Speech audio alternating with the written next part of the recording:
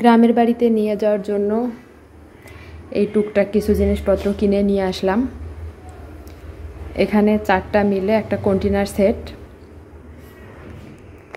আমার হাত কেটে গিয়েছে, সেজন্য সব কিছু আগে প্যাকেট থেকে বের করলাম, তারপর ক্যামেরাটা অন করলাম।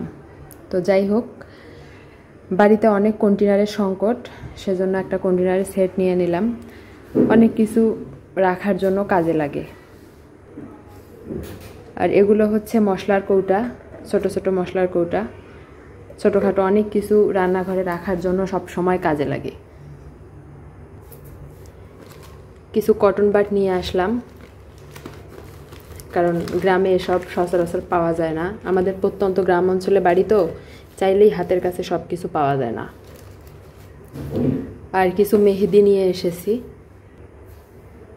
বাসায় অনেক ছোট ছোট বাচ্চারা আছে, তাদেরকে একটা করে মেহেদি দিলে অনেক খুশি হবে সবাই, সেজন্য মেহেদিগুলো নিয়ে আসলাম।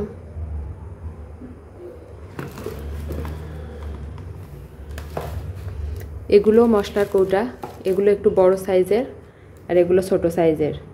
এখানে 6টা আছে, এখানে 6টা আছে। আর কুরবানির ঈদ বিরিয়ানি রান্না করব, তাই 2টা মশলার প্যাকেটও নিলাম।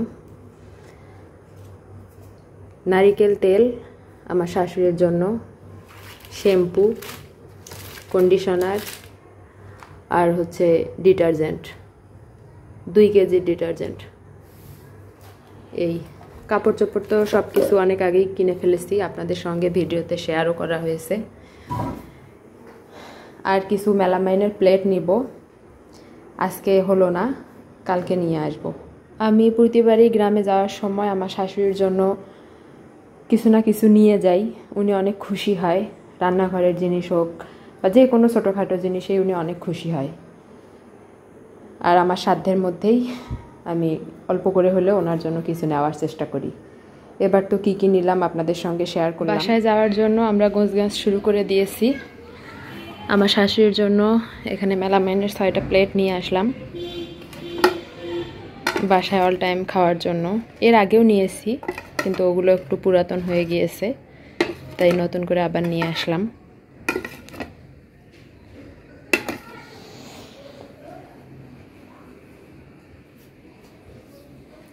সব কিছু মোটামুটি গুছিয়ে ফেলেছি।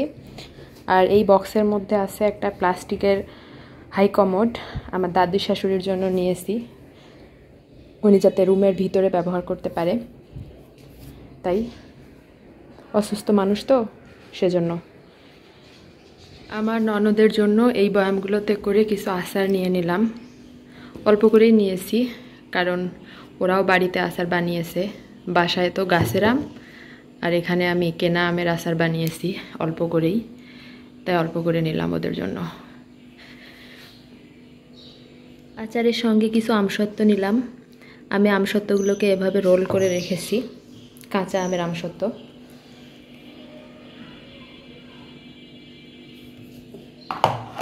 একটু করে নিয়ে গেলে ওরা খেয়ে দেখবে, প্রতিবারেই নিয়ে যাই ওদের জন্য। বাসায় যাওয়ার উদ্দেশ্যে আমরা রেডি হয়ে গিয়েছি, সব কিছু প্যাক করা শেষ। আমিও বোরখা পরেছি। আপনাদের ভাইয়া গেল রিক্সা নিয়ে আসার জন্য, রিক্সা নিয়ে আসলেই রিক্সায় উঠব।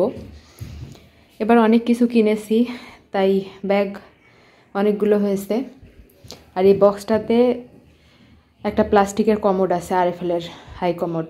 আমার দাদি শাশুড়ি অসুস্থ, ওনার জন্য নেয়া। দোয়া করবেন আমাদের জন্য, আমরা যেন সহি সালামতে সুস্থভাবে বাসায় পৌঁছাতে পারি। পারলে রাস্তার ভিডিও শেয়ার করব। এখনকার মতো রাখি। আসসালামু আলাইকুম। আশা করছি আপনারা সবাই ভালো আছেন। আমরাও আল্লাহ তাআলার অশেষ রহমতে আলহামদুলিল্লাহ ভালো আছি। সবাইকে অগ্রিম ঈদের শুভেচ্ছা জানিয়ে আজকের ভিডিওটি শুরু করছি। আমি বর্তমানে আমার শ্বশুরবাড়িতে বসে ভিডিওটিতে ভয়েস দিচ্ছি। আমরা গতকালকেই গ্রামের বাড়িতে পৌঁছে গিয়েছি। আমরা শুক্রবারে বিকেলে বাসা থেকে বের হয়েছিলাম। আমরা আগে থেকে টিকিট কেটে রাখিনি, কারণ বাসায় যাওয়ার সেরকম কোনো ইচ্ছা ছিল না। তাই আপনারা তো জানেন যে ঈদের সময় টিকিট পাওয়া কতটা কষ্টকর। আমরা এক প্রকার অনিশ্চয়তার মধ্যেই বাসা থেকে বের হয়েছিলাম। ভেবেছিলাম যে যদি টিকিট পাই তাহলে আজকে যাব, আর তা না হলে ঘুরে আসব। আর এরকম একটা ইচ্ছা ছিল যে যে গাড়িতেই টিকিট পাবো, যেখানেই সিট পাবো সেভাবেই চলে যাব। অনেক খোঁজাখুঁজির পর আমরা হানিফে টিকিট পেয়ে যাই, কিন্তু তখন বিকেল 5টা বাজে, গাড়ি ছাড়বে 7টায়। আমরা তারপরও টিকিটটা কেটে ফেলি। টিকিটের দাম ছিল 1700 টাকা। অনেক চাপাচাপি করে 1600 টাকায় দুইটা টিকিট 3200 টাকা দিয়ে কেটেছি। তবে এখানে আশ্বাসের বিষয় হচ্ছে আমরা ভালো সিট পেয়েছিলাম, C1 আর C2। অন্যান্য সব গাড়িতে সিট আছে, কিন্তু পিছনের সারিতে বা পিছনের সারি থেকে 2-1 সিট সামনে এরকম। তো পিছনে অনেক ঝাঁকি, যেহেতু দূরের রাস্তা, সেজন্য আমি যেতে চাচ্ছিলাম না অত কষ্ট করে। সেজন্য টিকিট পেতে আমাদের একটু কষ্টই হয়েছিল। সে যাই হোক, পরবর্তীতে সকল অপেক্ষার অবসান ঘটিয়ে আমরা সন্ধ্যা 7টার দিকে রংপুরের উদ্দেশ্যে রওনা হয়ে যাই।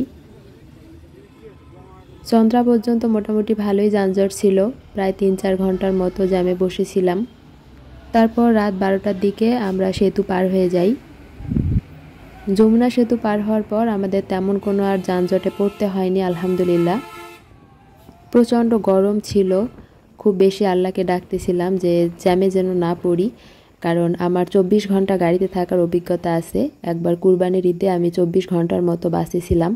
আগের দিন মাগরিবের সময় বাসে উঠেছি, পরের দিন মাগরিবের সময় গিয়ে নেমেছি। মনে মনে ভাবতেছিলাম যে এমন বিপদ যেন আর না আসে।